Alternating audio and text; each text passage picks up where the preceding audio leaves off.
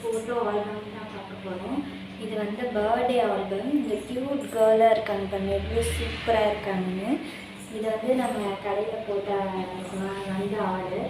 நாங்களே வந்து ஃபோட்டோ எடுத்து அதை வந்து ஃபோட்டோ ஆல்பம் பண்ணி கொடுத்துருக்கோம். சூப்பராக குவாலிட்டியாக ரொம்ப சூப்பராகவே இருக்குன்னு பாருங்கள், எவ்வளோ க்யூட்டாக இருக்குன்னு.